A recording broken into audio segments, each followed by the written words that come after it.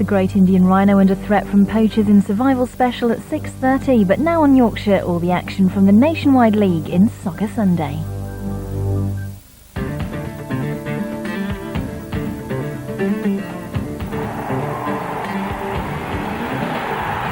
Soccer Sunday with Nationwide Mortgages.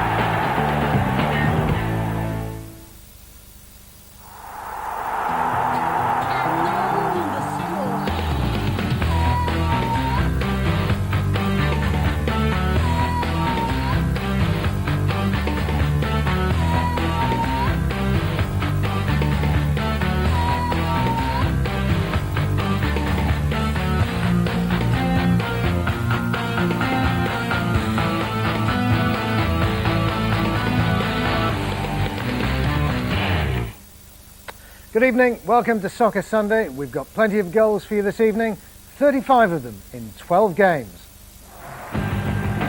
We're at Hillsborough for our main match. It's Sheffield Wednesday against West Bromwich Albion. Also coming up, on the crest of a wave, it's the Mariners' best start for 17 years. Dan's the man as Macari begins rebuilding at the McAlpine. And stand by to celebrate first wins for Lincoln, for Mansfield and for Scunthorpe. But now back to Hillsborough, where there was a sombre start to the afternoon.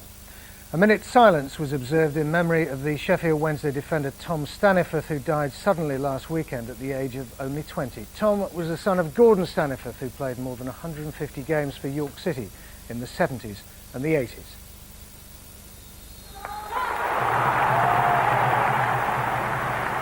Well, for yesterday's game, Wednesday were unchanged from the side that won at Crewe last week. For West Brom, Danny Dicchio on loan from Sunderland made his debut up front. Wednesday are in their familiar blue and white stripes, West Brom in their chain strip, yellow and green. Your commentator at Hillsborough is Chris Cooper. Wednesday get things underway, looking for their first home win of the season. West Brom looking for their first league points of the season. They're on the back foot at the moment, all cleared away by Gilchrist.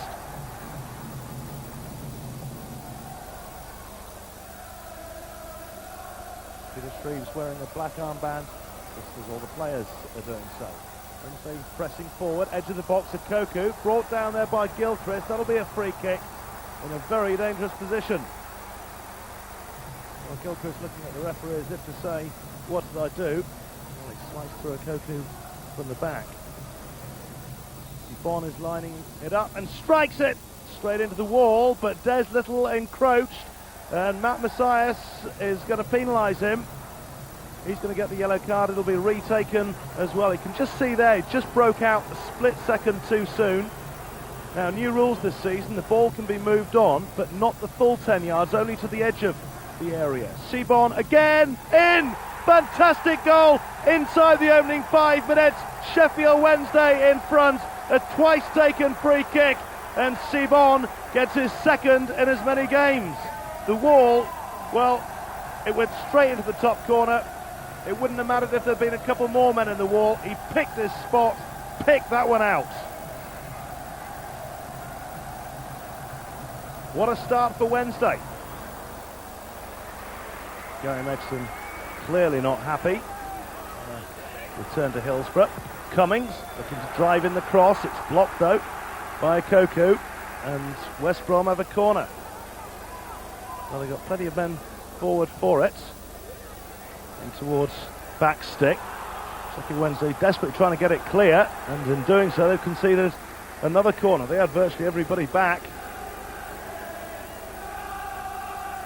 Clement with this one on the right hand side. Once again, a very, very crowded area.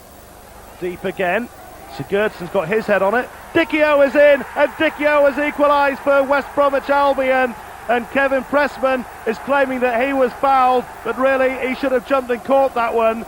Daniel Dicchio on his debut gets the equaliser, and Sheffield Wednesday's good work is all undone. A little bit of panic caused by Sigurdsson knocking it forward. Jordao right in front of Pressman. Dicchio, well, he was no more than a foot out.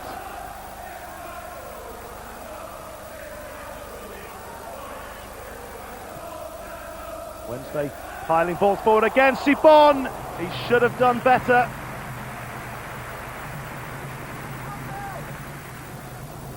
There's a delicious cross in, and Sibon, virtually unchallenged, was right on his head, well off target. Danny Maddox enjoying a good clash with his old pal Danny Dichio, both former Queen's Park Rangers players.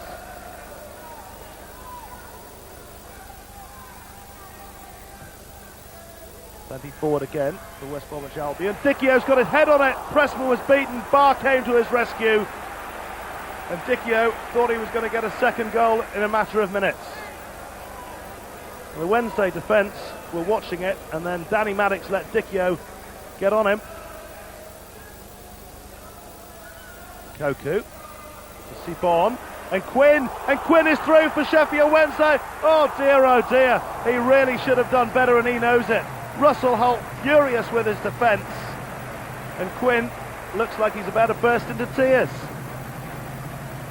Great control there, taking it around the defender, but he really scuffed that effort, and Holt a pretty comfortable save in the end. Not the best of corners, put behind for another one, but there won't be time to take it, as there goes the half-time whistle, and quite a few boos from the home fans ringing around Hillsborough. Half-time, it's Sheffield Wednesday 1, West Bromwich Albion 1. Daniel Dichio on his debut, getting West Brom back in it, his first goal since New Year's Day in the league.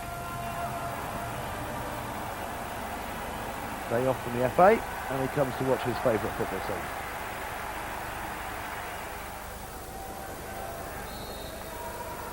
Well, both managers will have had a bit of a go at their players in the half-time interval.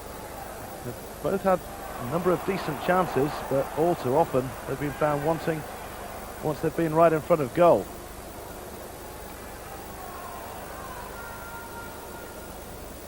Gary Megson pretty relaxed at the moment though. Rather animated at times in the first half.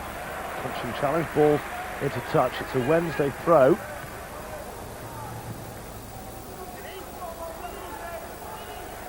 Can they conjure anything up here? We'll let it go for a throw. The band have been on song, even if at times the players haven't been. In toward Danny Maddox. And a free header inside the penalty area. He'll be disappointed he didn't get that one on target. A huge long throw in, and Maddox should have done a little bit better with that one. Big shout of man on, and Wednesday get the ball back again. This is looking promising. Threading it forward for Koku. Cut out though comfortably in the end. Gilchrist has had a bit of a torrid time today. Hendon driving it forward. What a glorious chance that was for Lee Bromby. Well, Sheffield Wednesday are causing all manner of problems to West Brom with some of these balls into the box from the flanks. And really they should be capitalising more on them.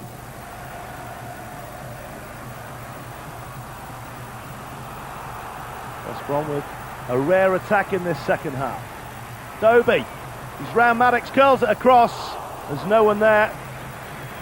Dichio and Adam Chambers, the substitute, both inside the area.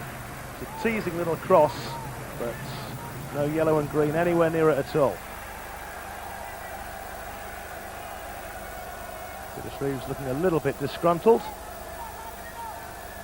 think he's telling Terry Yorith the players aren't following some instructions.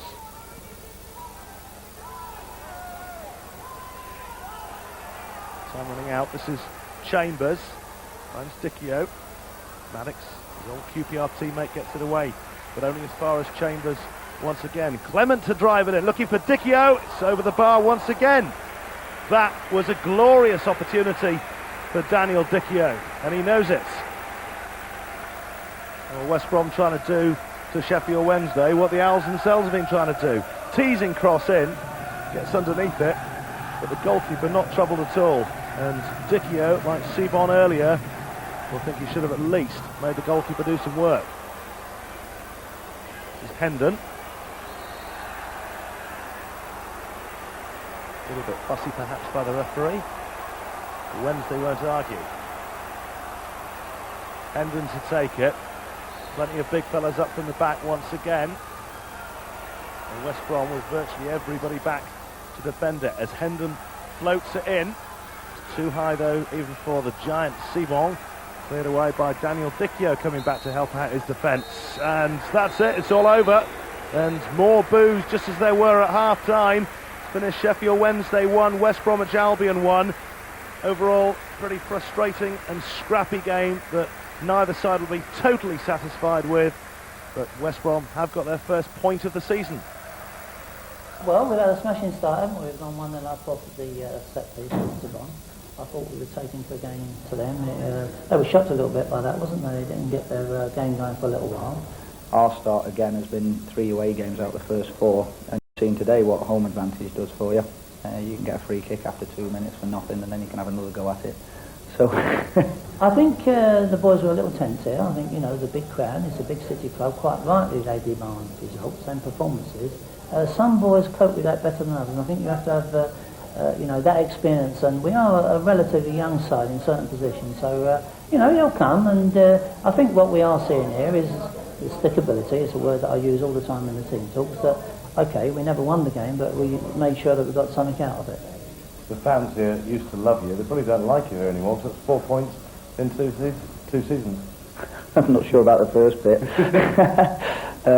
Some bloke had a go at me there, says I was useless when I was a player here as well, but I said I was useless in the Premier League, so... Gary Mixon with the last word at Hillsborough. Now in part 2 we'll catch up with the rest of the action in the First Division. We'll see how Bradford City maintained their 100% record on Friday night.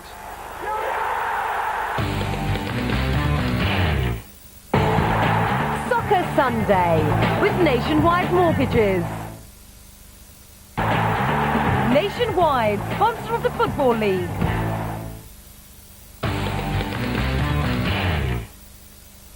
Hello again. Well, if you believe the bookies before the start of the season, Grimsby Town were among the favourites for relegation again.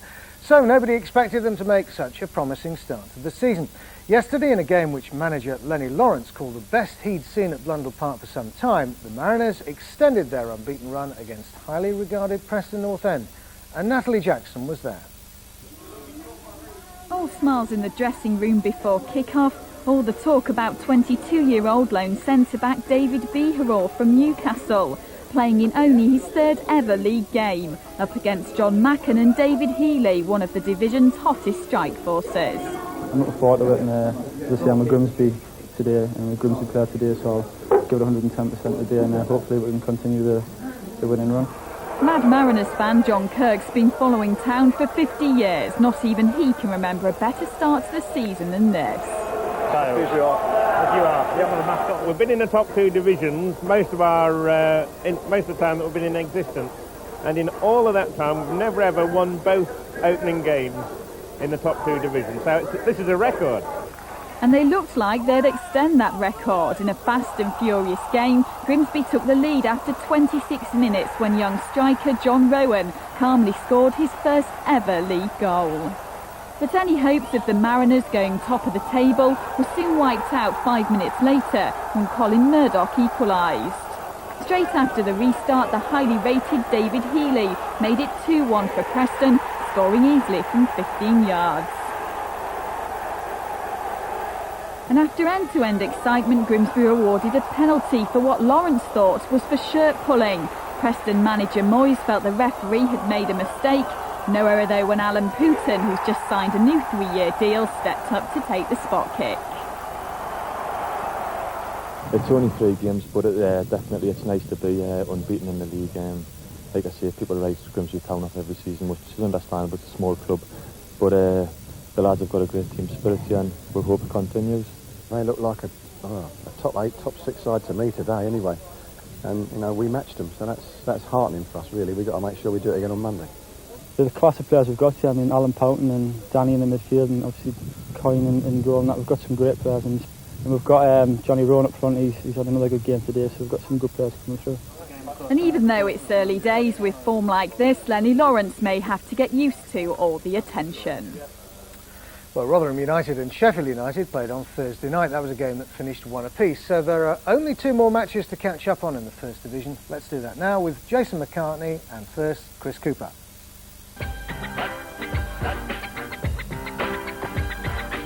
The Tyke start of the season has been far from impressive. Creating chances isn't a problem, but finishing them is. They were nearly off to a flyer, though, at the Priestfield Stadium. Dean Gorry testing Vince Bartram early on.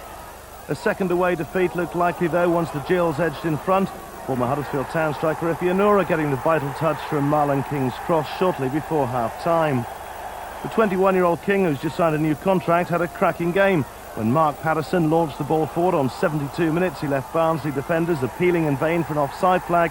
His cool finish made it 2-0, and he formed a mutual admiration society with Anura. King crowned a majestic display late on. Barnsley should have dealt with the danger. They had enough players in the box, but he got his second and Gillingham's third to leave Nigel Spackman facing a miserable trip home. There's too many people who, once we concede 1 goal, they lose their discipline and don't do the job for the team. And if you've got players like that away from home and at home, eventually, you won't get anything out of the game.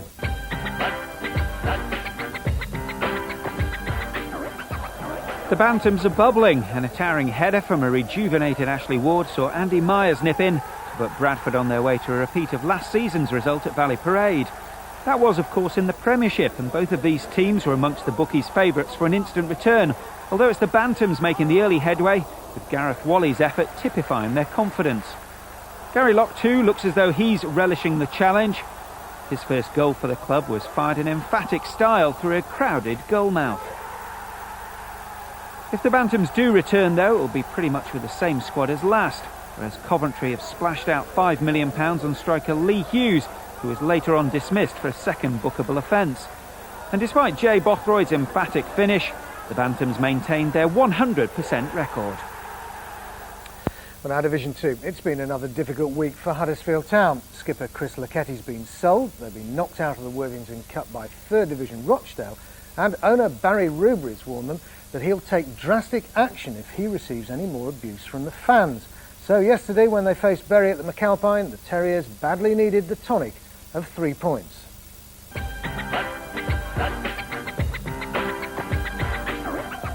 So not much to smile about for Town fans so far this season, either on or off the pitch. Another of the problems, Andy Booth has yet to score, but he won't come much closer than this. Following an abject midweek cup performance, Lou Macari rang the changes. American international John Thorrington made his debut, and youngster Danny Schofield got a rare outing. Another of the youngsters caught the eye too. Substitute Dwayne Mattis, denied there by one-time Bradford Park Avenue keeper Paddy Kenny. Time ticked on, frustrations were growing, but Schofield scored his first ever league goal on 83 minutes. Not a bad finish for a lad picked up for £2,000 from Broadsworth. With 4 ex-Town players in the Bury lineup, they were desperate for an equaliser, and one of the quartet, Sam Collins, came pretty close. The fingernail biting continued until 2 minutes from time, when old Danny Boy topped his first strike to become the club's leading scorer so far this season. He at least provided a little light at the end of what seems a very gloomy McAlpine tunnel. It's all an awkward situation. I mean, I'd be telling a lie if I said it wasn't, but they've got to go out there and play, they've got to do their best, and they've got to get on with it. But footballers nowadays, they do dwell on the fact that their teammate or their pal has gone, and maybe they don't think he should have gone, but they don't know the circumstances at the football club.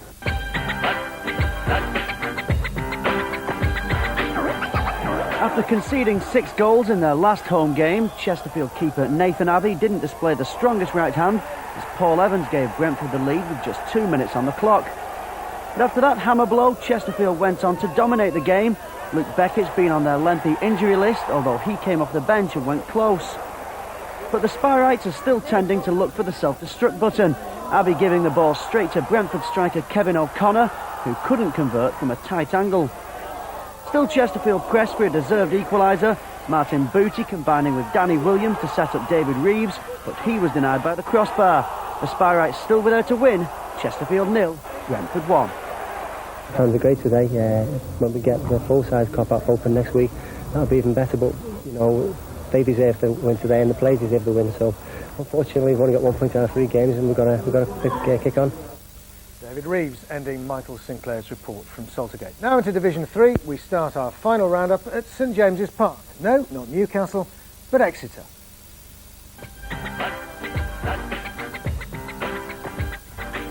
Exeter were well beaten at home by Hull on the opening day of the season. This time it was injury-hit Scunthorpe's turn to benefit from some generous defending. Martin Carruthers in on the end of Peter